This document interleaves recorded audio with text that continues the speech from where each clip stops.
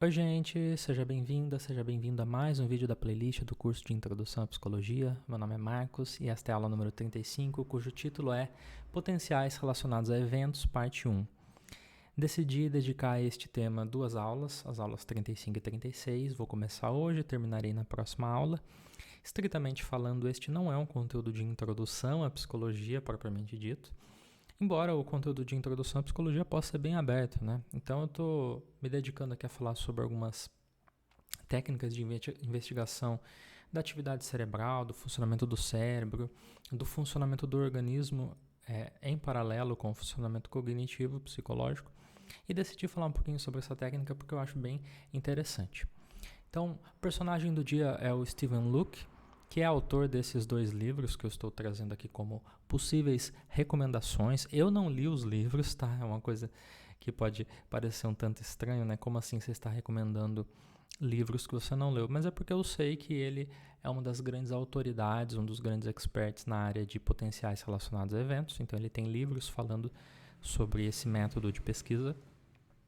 Um método que requer muito estudo, porque você se torna um expert no assunto. Eu, evidentemente que não sou expert, vou só pincelar alguns tópicos da área.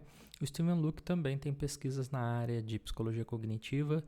Sobretudo, eu já conhecia ele antes mesmo de ter esse novo contato com ele agora relacionado a potenciais relacionados a eventos, porque ele tem estudos sobre capacidade de memória de trabalho, ele estudou memória visoespacial, então tem contribuições importantes nesta área também que eu vou falar na unidade de memória. Então vamos a uma motivação para o assunto de hoje. Então, imagina a boa e velha tarefa de Stroop, a tarefa em que o participante vê uma palavra na tela que representa uma cor numa determinada cor. O participante ou a participante é instruído a dizer o nome da cor, ignorando o conteúdo dela, ou seja, o texto. Então, aqui no caso, o participante deveria responder verde, o mais rápido possível. E numa outra tentativa, por exemplo, pode aparecer a palavra verde na cor vermelha. E o participante deveria ignorar o texto verde e dizer vermelho. A resposta correta é vermelho nesse caso. Então aqui eu estou ilustrando duas tentativas, uma tentativa congruente em que existe uma correspondência da cor e da palavra, e uma tentativa incongruente em que a palavra em que a cor aparece não corresponde àquela cor, e isso pode gerar algum tipo de conflito, algum tipo de inibição, e pode atrapalhar o desempenho do participante. Então o participante pode errar mais nessas tentativas do que nessas, ou então, se eu considerar só as tentativas corretas, talvez o tempo de reação médio seja menor aqui nas tentativas congruentes do que nas incongruentes. Nesse exemplo aqui eu coloquei que uma tentativa teve 550 milissegundos, ou seja, entre a apresentação da palavra e a resposta passaram-se 550 milissegundos, quase um pouco mais de meio segundo, aqui um pouco mais ainda, né, 680, ou seja, que teve 130 milissegundos a mais para que a resposta fosse dada. Tá? Só um exemplo. Mas qual que é a motivação disso para eu falar de potenciais relacionados a eventos? Note que eu tenho aqui o estímulo e aqui eu tenho a resposta que eu vou classificar em correto ou incorreto, no caso correto os dois, e aqui eu vou também considerar o tempo de reação. O que aconteceu entre a apresentação desse estímulo e essa resposta que levou um tempo maior? Eu tentei ilustrar o tempo maior pela distância do estímulo e da resposta aqui da participante. Aqui é um pouco maior, aqui é um pouco menor. O que aconteceu dentro da cabeça dessa pessoa em termos de processos neurológicos, em termos de processos psicológicos, cognitivos, que explicam essa diferença? Infelizmente, boa parte dos métodos de pesquisa comportamentais que nós temos disponíveis geram pouca informação para a gente em termos de desempenho. Por exemplo, na tarefa de Stroop eu tenho principalmente duas informações: se o participante acertou ou não uma determinada tentativa e o tempo que a participante levou para responder. E a partir disso eu tento fazer inferência sobre o que aconteceu no meio, porque o que eu quero saber mesmo em termos de processo é o que aconteceu no meio. O fenômeno é descrito pelo que foi observado. O efeito Stroop, ele diz respeito a um maior tempo de reação nas tentativas incongruentes comparado às congruentes. Então isso é observável. Agora, a interpretação teórica, a interpretação psicológica desse fenômeno requer que eu faça uma análise do que aconteceu aqui no meio, nesse intervalo, para que tivesse a diferença no final. E, infelizmente, os métodos comportamentais não permitem, de uma maneira simples, nós fazermos esse salto. É claro que tem várias tentativas, tem maneiras muito sofisticadas e inteligentes que pesquisadores utilizam para tentar tirar conclusões sobre o que acontece aqui no meio, que envolvem métodos de modelagem matemática e tudo mais. Mas se eu conseguisse medir o que está acontecendo durante todo o tempo, eu teria um ganho de informação, porque eu teria mais informações. Uma possibilidade nesse contexto é o eletroencefalograma, que eu vou abreviar aqui como EEG, né? E de eletro, o E de encéfalo e o G de grama. Consiste numa técnica de registro da atividade elétrica do cérebro. Então, nós vamos ver daqui a pouco, o participante, o paciente, coloca uma série de eletrodos na cabeça. É colocado um gel no eletrodo, o eletrodo não tem contato direto com o couro cabeludo. Mas aí eu tento mensurar a atividade que está acontecendo no cérebro sob o couro cabeludo, sob o crânio, sob a dura mater, a pia mater, tentando entender o que está acontecendo no cérebro. Ou seja, tem várias barreiras físicas entre o eletrodo e a atividade daquilo que ele quer mensurar. Isso é importante desconsiderar também. Então eu tenho aqui uma representação de uma cabeça. Eu posso pensar aqui como a orelha esquerda, orelha direita. Aqui seria a parte de trás da cabeça, ou a nuca, que seria a parte da frente da cabeça, ou o nariz, esse que seria o topo da cabeça. Tá? E aqui tem um conjunto de letras e números, eu vou explicar depois o que significa isso, mas para cada círculo aqui eu poderia pensar que é um eletrodo colocado na cabeça do participante. Aqui é uma outra representação, uma representação um pouco mais fácil de entender do que está acontecendo aqui. Então a pessoa coloca uma touca e em cada um desses furinhos aqui pode ou não ser colocado um eletrodo para mensurar o que está acontecendo em diferentes regiões do cérebro, né? Então, o eletroencefalograma acredita-se que ele detecta potenciais pós-sinápticos das células piramidais corticais durante a neurotransmissão.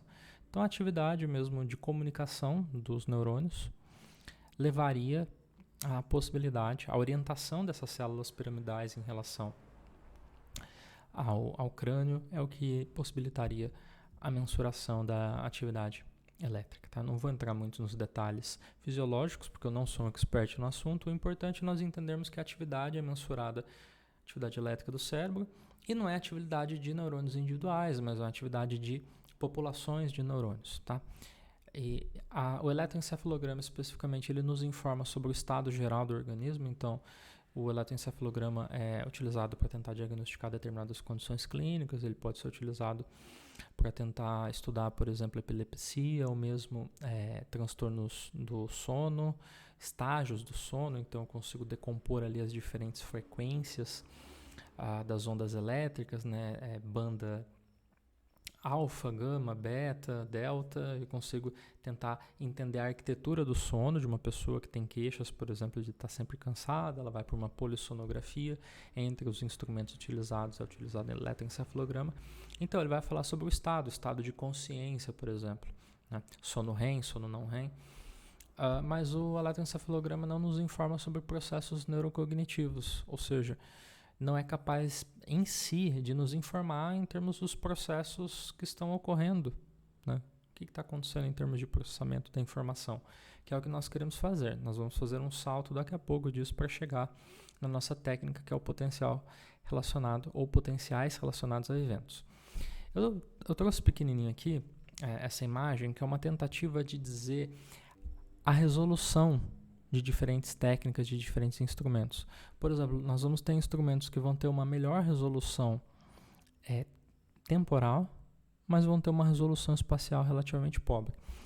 Esse gráfico aqui é um pouco difícil de entender por conta da escala dele, mas é porque ele está em log, tá? Então ele está logaritmo do tempo e logaritmo da capacidade da resolução espacial, né, do espaço. Mas a técnica que nós vamos falar hoje é o potencial relacionado a eventos. Eu vou usar a abreviação em inglês, que é ERP. Então ele está localizado mais ou menos aqui. Comparado com a ressonância magnética funcional, por exemplo, ele está mais à esquerda no eixo X, ou seja, ele tem uma melhor resolução temporal do que a ressonância magnética funcional, mas ele tende a ter uma resolução espacial um pouco menor, né? Você vê que a ressonância magnética funcional ela chega mais aqui, um pouco mais para baixo, que significa melhor resolução. o potencial relacionado a eventos, e o EEG também é resolução espacial relativamente pobre, por conta dele, a gente não tem tantos eletrodos aqui, ele não consegue detectar, por exemplo, a atividade de um neurônio, né? Ele vai detectar a atividade de populações de neurônios sob o couro cabeludo, o crânio e a dura mater, a pia mater, como eu disse anteriormente. Esse daqui é o EEG plot, ou o gráfico do EEG. Bom, aqui nós temos a mensuração. Eu tirei, na verdade, essa imagem da Wikipedia, tá? Então, não saberia dizer exatamente qual que é o significado disso em termos do que estava sendo avaliado quando esse sinal foi colhido. Mas nós vamos ter diferentes padrões, né?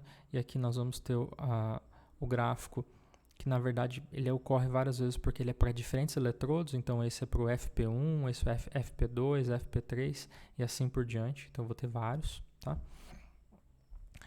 E o que ele plota aqui, na verdade, é o tempo, geralmente em milissegundos no eixo X, e a voltagem em microvolt, ou microvolts, onde 1 microvolt é 1 milionésimo do milivolt, ou seja, uma unidade de grandeza muito pequena comparada com o milivolt. Então é o microvolt que eu estou falando aqui, que é o que vai estar na amplitude do sinal no eixo Y, né?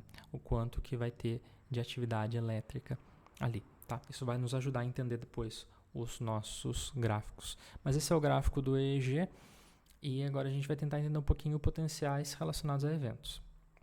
Então, potencial relacionado a eventos.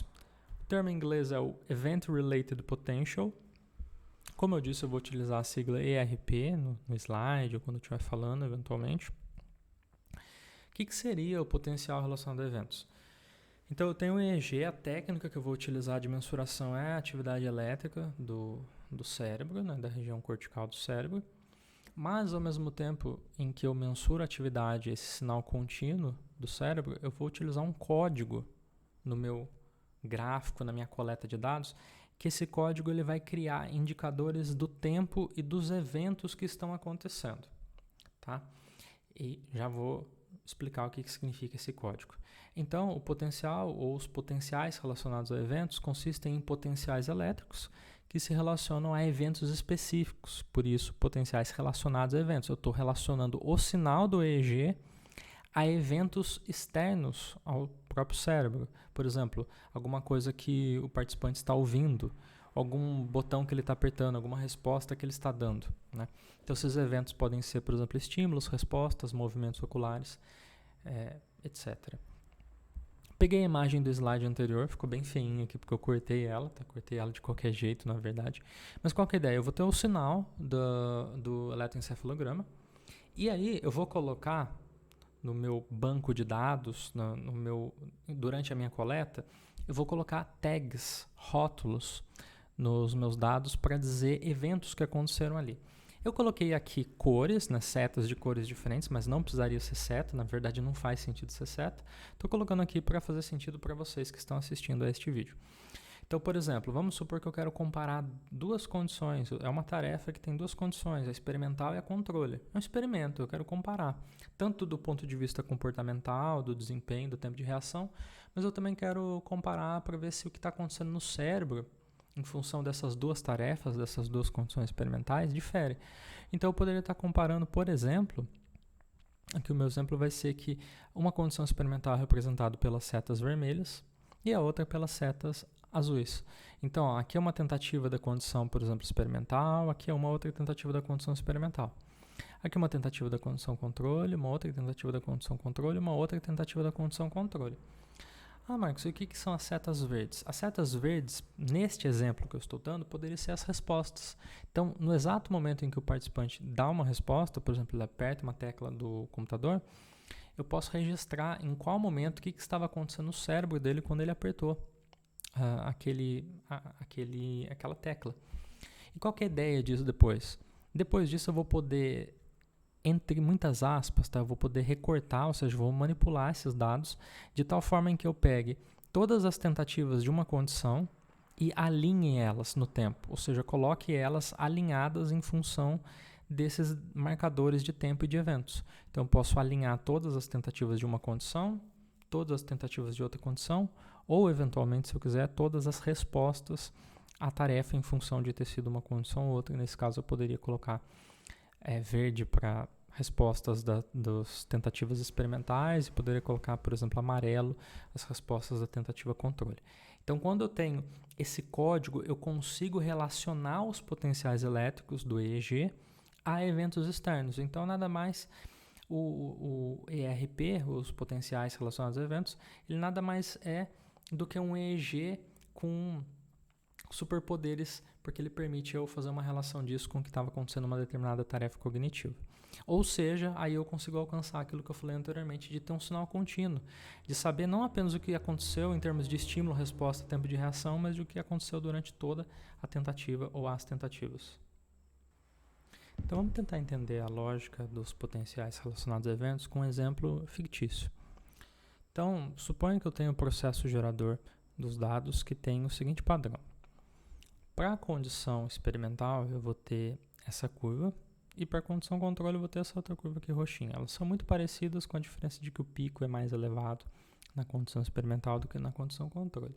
Marcos, o que você está chamando de processo gerador dos dados? Eu estou querendo dizer que numa determinada tarefa hipotética, que eu não vou dizer qual é, porque é irrelevante, porque esse é só um exemplo didático, um exercício didático, eu esperaria que nos parâmetros da minha tarefa na condição experimental, eu observasse um pico, na condição controle também, mas o pico seria mais elevado, mais saliente, com uma amplitude maior na condição experimental do que na controle, e a partir disso eu conseguiria distinguir estatisticamente tentativas experimentais e controle. Esse é o meu processo gerador de dados, ou seja, é um mundo ideal em que eu consigo acessar a verdade, a realidade. Na prática eu não consigo fazer isso, né? Na verdade eu faço uma engenharia reversa. Eu coleto os dados, eu analiso os dados tentando fazer uma inferência sobre qual é o provável processo gerador dos dados que gerou os meus dados, né? Então aqui eu estou começando do começo para chegar ao fim, mas na vida real, na prática da pesquisa, nós começamos do fim para tentar tirar conclusões sobre o começo. Esse zero aqui representa a ideia de um alinhamento da tentativa em função do início do estímulo. Então, lembra que eu falei das tagzinhas, das setinhas, indicando, aconteceu um evento. Nesse ponto do EEG, o participante começou a ver um estímulo da condição controle. Nesse outro ponto, o participante começou a ver um estímulo da condição experimental. Se eu alinhar uma tentativa controle e uma experimental, eu esperaria esse padrão aqui. Eu tenho valores negativos de tempo, porque seria o tempo ocorrido antes do início do estímulo, ou seja, desse alinhamento que é considerado o valor zero. Tá? É por isso que eu tenho valores negativos aqui no eixo X. Tá? E depois eles começam a ficar positivos a partir do meu ponto de referência, que é o estímulo. Nesse meu exemplo, não precisaria ser, mas no meu exemplo é. E o que significa o zero aqui, valores positivos e valores negativos de amplitude? Os microvolts, eles são relativos em relação à linha de base. Então, em geral, os valores no início eu tiro uma média do que aconteceu aqui, e essa média não é zero, via de regra, pode ser um pouco maior até, mas eu tiro uma média e depois para cada ponto de dados do meu sinal do EEG, eu faço uma subtração, que é para que o valor da linha de base fique em zero. Então, na verdade, isso é um artifício matemático para fazer com que o zero caia exatamente aqui, e para que se começar a subir ou começar a descer, seja em relação à linha de base. Então, quando eu tenho uma amplitude negativa, na verdade o que eu estou dizendo é que o sinal é inferior ao sinal que eu tinha na linha de base, ou seja, ficou mais negativo do que estava na linha de base. E aqui, quando eu tenho valores positivos, ele ficou mais positivo do que havia na linha de base. Para finalizar esse slide e começar a avançar no meu exemplo, eu só quero mencionar que aqui no meu exemplo os valores positivos estão acima de zero, os valores negativos estão abaixo de zero, mas existe uma tradição histórica, e aí na verdade coexistem agora duas tradições que têm alguns gráficos, alguns artigos que plotam valores positivos abaixo de zero e valores negativos acima de zero. Eu acho um pouco confuso, dada toda a nossa familiaridade com o plano cartesiano, e que a gente pensa que valores acima de zero no eixo Y são positivos, mas fiquem atentos que vocês podem ver gráficos que valores acima de zero no eixo, na verdade, são negativos. Tá? Então vamos à nossa lógica. Agora vamos pensar no mundo real, que eu coletei dados. Quando eu coleto dados, eu tenho tentativas reais, e eu tenho o meu sinal elétrico do EEG, que eu espero que ele seja decorrente do processo gerador dos meus dados, que é o que eu quero identificar, mas eu sei que ele vai ter algum ruído, Por que ruído?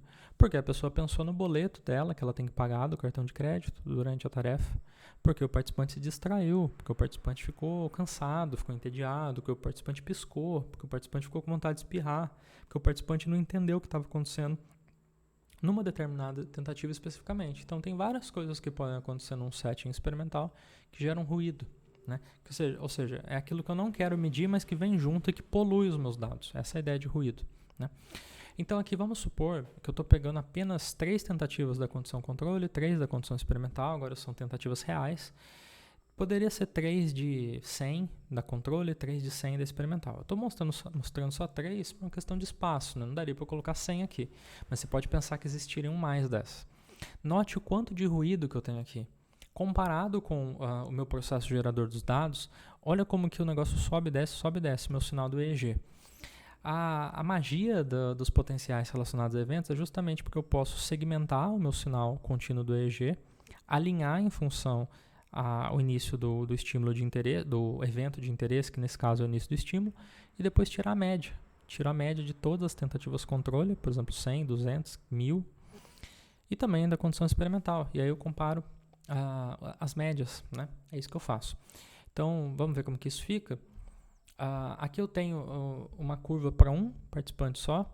Eu não traduzi esse termo, mas eu acho que eu poderia traduzir mais ou menos como forma da onda dos potenciais relacionados a eventos, média para um único sujeito. Tá? Então, basicamente eu peguei os dados do slide anterior, plotei aqui de novo aquele sinal cheio de ruído, só que agora quando eu tiro a média, olha só como que a média faz com que o ruído de uma tentativa, que uma hora foi para mais, outra hora foi para menos, eles se anulam no longo prazo. E quanto mais tentativas eu tenho, mais eu consigo talvez reproduzir o meu processo gerador dos dados. Então note que agora eu tenho 2 curvas bonitinhas aqui. E agora eu posso tentar comparar essa com essa, né? O que eu vou fazer no próximo slide é remover as tentativas individuais aqui e aqui e colocar os dois no mesmo gráfico para a gente ter uma noção do que poderia acontecer. Então olha só, quando eu tiro tudo, note que eu tenho ruído ainda, ou seja, ele está um pouquinho tremido ainda, porque isso é uma simulação. Talvez eu não tivesse tentativas suficientes, precisasse de mais tentativas para conseguir ter um sinal ainda mais limpo e mais próximo que o meu processo gerador dos dados. Mas olha que interessante agora eu consigo fazer uma comparação, talvez. Tá? E aqui eu estou considerando que isso são os dados para um único participante ainda. Tá? O ponto importante é que nos experimentos reais, o que acontece é que eu faço isso para cada participante, que eu acabei de mostrar aqui. Então, eu vou lá, tiro a média e chego à função, né, a curva dos potenciais relacionados a eventos para um único participante, para as diferentes condições experimentais. E depois, a ideia é que eu pegue as curvas dos diferentes participantes e tire a média de todos os participantes, que daí eu vou ter a curva que vai ser chamada geralmente de grande média. Por que grande média? O termo grande média, geralmente em estatística, está associado à média das médias. Então, eu peguei a média, por exemplo, vamos supor que cada aluno numa turma de uma escola fez 3 provas. Para cada aluno, eu tenho 3 notas. Eu tiro a média das 3 notas de cada aluno, tá? Isso são as médias individuais. E depois, quando eu tiro a média das médias, para saber qual foi a média da turma, eu tenho a grande média, que seria a grande média da sala de aula. A lógica seria similar aqui, tá? Geralmente, quando eu vou fazer teste estatístico na pesquisa com potenciais relacionados a eventos, eu pego essas várias curvinhas aqui experimentais para cada um dos participantes. Então, se eu tenho 100 participantes, eu vou ter 100 curvinhas aqui da condição experimental e 100 curvinhas da condição controle. São esses números dessas curvas que eu vou botar no teste estatístico para avaliar se são estatisticamente diferentes ou não. Mas quando eu ploto num gráfico, o que eu ploto, na verdade, não são as 100, eu ploto a média das 100. Ou seja, graficamente eu ploto as grandes médias e estatisticamente eu analiso as curvas individuais. Tá? É mais ou menos assim. Bom, eu falei um pouquinho do domínio do tempo. Por quê? Porque o que estava no meu eixo X anteriormente no exemplo era o tempo, né? Os milissegundos. Só que eu tenho que considerar o espaço também, né? As coisas estão acontecendo em diferentes regiões do cérebro. O cérebro é uma estrutura tridimensional, né? E aí eu coloco a touca do EEG e aí eu tenho um sistema, que é o Sistema Internacional 1020 do EEG, eu vou falar brevemente sobre ele. Lembrando, então, aqui eu tenho a parte superior da cabeça de uma pessoa, então aqui seria a orelha esquerda, orelha direita, que seria a região da frente da cabeça, do nariz, né? Que seria mais próximo à nuca. E aqui eu tenho os diferentes eletrodos mapeados, é uma representação. Até porque quando os pesquisadores vão se referir, olha, eu encontrei um efeito em C3. Quando ele fala C3, as pessoas já vão saber mais ou menos onde que fica essa região em termos da touca do EG, desse sistema internacional. Esse sistema internacional 1020, ele tem esse nome porque, em geral, você media alguns marcos, ou seja, alguns pontos de referência, alguns ossos da cabeça para encontrar. Por exemplo, uma região que é chamada de vértex, né, que seria o centro de uma equidistância entre as orelhas, aproximadamente, e 2 ossos que nós temos aqui, e o ponto de intersecção seria esse daqui.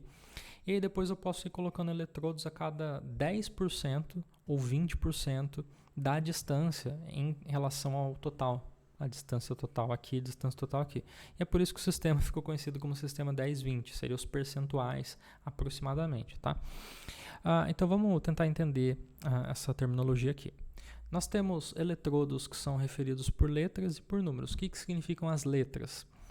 FP significa polo frontal, então são os eletrodos mais frontalizados, tá? Aí eu vou ter os eletrodos frontais, então F3, F1, FZ, F5.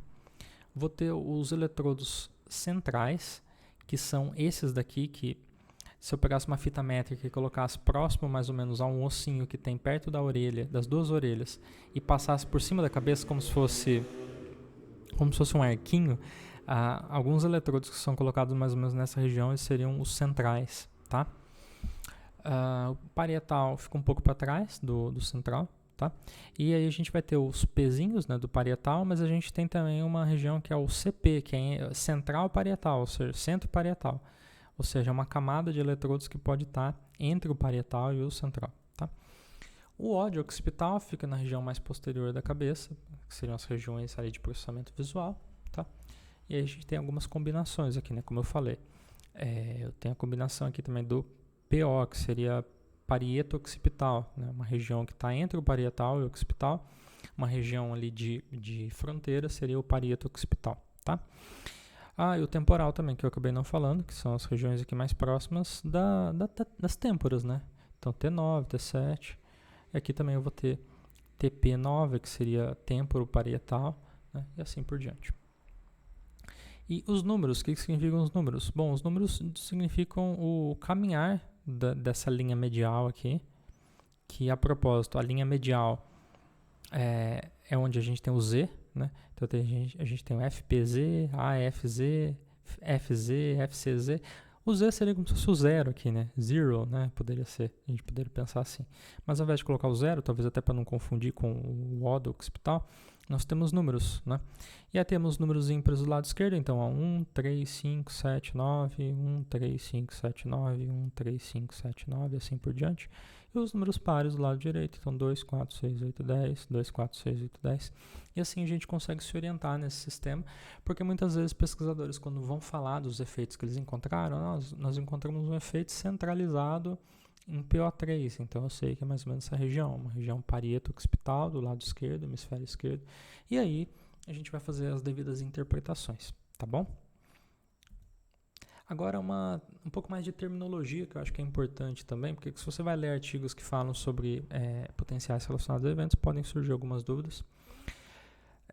Vou colocar as imagens aqui novamente das curvinhas individuais, ou seja, uma tentativa, outra tentativa. Lembrando que o sinal é contínuo, né? Se eu fosse pensar, na verdade, o que eu teria seria um sinal contínuo com as tagzinhas ali indicando o tempo e o evento que aconteceu. Aqui eu já segmentei elas, tá? E daqui a pouco eu vou comentar também o que significa essa imagem. Bom, a primeira coisa que eu quero comentar é esse conceito de epoch. Eu sempre fico confuso quando eu vejo isso, porque eu vejo em diferentes contextos de machine learning, por exemplo. Mas a ideia básica do epoch seria um segmento do sinal contínuo do EEG, que eu gosto de pensar como o segmento que representa a tentativa. Então, se eu definir na minha pesquisa aqui, o meu epoch vai ser 200 milissegundos antes da ocorrência do início do estímulo e 800 milissegundos após o início do estímulo, então essa janela aqui de 1000 milissegundos, ou seja, de 1 segundo, vai ser a minha epoch. E eu vou ter tantas epochs quanto tentativas que eu tiver relevantes para aquele estudo. Então aqui, por exemplo, eu estou ilustrando 6 epochs especificamente. poderia ter mais, né? Poderia ter 100 aqui, depois tirar as médias, enfim. Mas o epoch seria essas tentativas individuais. O alinhamento do sinal no tempo, eu já comentei um pouco, né? Essa ideia de alinhar, né? Depois que eu fiz a segmentação das minhas epoques, eu vou querer alinhar, porque eu poderia colocar isso aqui um pouco mais à direita, isso aqui um pouco mais à esquerda, mas eu fiz um alinhamento específico aqui. E esse alinhamento aqui que eu fiz, ele foi feito baseado em estímulo. Mas tem estudos que, por exemplo, os participantes dão uma determinada resposta, eles apertam um determinado botão no teclado. E eu registro quando ele apertou um botão. Eventualmente, eu posso querer alinhar não como sendo o tempo zero o estímulo, mas pode ser a resposta. O meu evento do potenciais relacionados a eventos pode ser a resposta. Então, vamos supor que uma resposta, aí eu vou ter que mudar aqui para caneta, vamos supor que uma resposta aconteceu aqui, outra aqui, outra aqui. Uma aqui e uma aqui. Vocês percebem o que vai acontecer se eu disser que no meu experimento o meu interesse é que o evento é a resposta e não o estímulo? Vai acontecer que eu vou ter que realinhar as minhas curvas para que esse ponto aqui esteja alinhado. E esse vai ser o ponto zero. E tudo que vem à esquerda seria negativo e tudo que vai à direita ficaria positivo. A mesma coisa que eu teria que fazer um realinhamento dado o interesse do meu experimento. Se o experimento vai ter como alinhamento o estímulo, a resposta ou algum outro evento, aí vai depender da pergunta de pesquisa. Mas a ideia é que eu preciso alinhar de alguma forma para dizer o que é o ponto zero, o que é o tempo zero do meu experimento. A correção pela linha de base eu já comentei também. Então, na verdade, o sinal que eu tenho aqui é relativo, não é absoluto. E aí, na verdade, por exemplo, quando eu subtraio, quando eu tiro a média, por exemplo, tirei a média aqui de qual foi a voltagem, a amplitude do sinal antes do estímulo. Aí eu subtraio esse valor de todos os pontos de dados que eu tenho depois. Isso vai fazer com que a curva que estava, por exemplo, aqui em cima, ela vai descer de tal forma que o que está no pré-linha de base, aliás, no pré-estímulo, que é a linha de base, vai ficar em zero.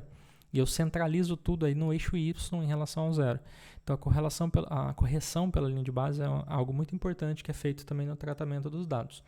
Existem várias coisas, na verdade, que são importantes, que são feitas no tratamento dos dados, mas eu não vou falar de todas elas aqui, porque seria até um preciosismo meu abordar tudo isso. Como eu falei, eu tenho as tentativas individuais, aí eu posso tirar a média para um participante numa condição e na outra condição, fazer a mesma coisa para os outros participantes, e depois na hora de plotar o gráfico, na verdade eu tiro a média das médias de todos os participantes e vou ter a Grand Average Waveform, ou seja, o formato da onda, a grande média, ou seja, a média amostral, não a média dos indivíduos. Como eu disse, em geral, na análise estatística eu considero as médias individuais, e na plotagem do gráfico, eu considero a média geral. Até porque se eu tenho 100 participantes, eu não tenho espaço para plotar 100 curvas, né? Preciso sumarizar. Então, a ideia é que eu ploto isso graficamente, mas eu analiso estatisticamente as curvas individuais. Acho que tem mais alguma coisa aqui. Os mapas topográficos. Bom, quando eu tenho esse gráfico aqui, esses gráficos aqui da esquerda, eu tenho o tempo no eixo X e tenho a amplitude do sinal no eixo Y. Mas onde que isso aconteceu? Porque lembrando que eu posso ter vários eletrodos. Então, eu estou falando de qual eletrodo aqui especificamente? Porque isso daqui não representa o que aconteceu no cérebro inteiro. Isso representa o que aconteceu em um lugar específico. Eventualmente, vai ser mais importante para mim me focar num eletrodo específico. Então, isso aqui pode ser, por exemplo, o FP3, por exemplo. Um eletrodo específico e eu quero mostrar só ele, porque é a minha região de interesse. Tá? E aí, na verdade, eu estou plotando uma região específica. Mas, eventualmente, eu quero mostrar o padrão do que aconteceu em todo o cérebro, né? Em toda a região cortical que o EEG alcança. E aí, na verdade, o que eu faço é diferente. Aí, o que eu faço é o seguinte, eu defino uma janela temporal. Por exemplo, eu defino que eu quero, para todas as tentativas, eu quero definir a janela entre 600, eu vou tentar fazer isso daqui, não vai ficar muito bom, com certeza, e 300, então 300 é mais ou menos aqui, ó, e 300 milissegundos. Então essa é a minha janela temporal. Eu vou tirar médias do que aconteceu nessa janela temporal para cada um dos eletrodos, separadamente, tá? Não é para todos os eletrodos juntos. Eu vou tirar uma média para um eletrodozinho aqui, uma outra média para um outro eletrodo, assim por diante, e vou plotar o que eu vou chamar de mapa topográfico. Tá? Mapa topográfico é esse mapa que tem a representação da cabeça, uma orelha, outra orelha, nariz, nuca, e eu mostro aí a amplitude, tá? Numa determinada condição. Por exemplo, pode ser essa condição aqui. Eu vou falar mais sobre ela quando for descrever esse estudo. Tá? tá? Vai ficar para a parte 2 do nosso vídeo. E aí eu tenho aqui esse mapa de calor que me diz, olha, quando a amplitude era negativa em relação à linha de base, nessas regiões. E aqui, por exemplo, era a região que teve um maior pico, ou teve a maior amplitude média, né? Tô pensando aqui na média, foi aqui, foi nessa região mais parietal, tá? Aí uma pergunta que você pode fazer é, mas eu tenho, no slide anterior você mostrou que tem um eletrodo aqui, um outro eletrodo aqui, um outro eletrodo aqui. Não tem um eletrodo em todos os lugares. Como que eu faço a representação contínua para um sinal que eu coletei de forma discreta? Ou seja, eu coletei, por exemplo, 30 eletrodos. Como que eu consigo ter essa representação bonitinha? Nós utilizamos uma técnica matemática chamada de interpolação. Interpolação é aquela ideia de um gráfico, por exemplo, de que eu tenho uma informação aqui, eu tenho uma informação aqui, eu tenho uma informação aqui. Só que eu queria um gráfico contínuo, então a gente utiliza algumas estratégias matemáticas para tentar estimar o que teria acontecido nesse intervalo que eu não tenho dados.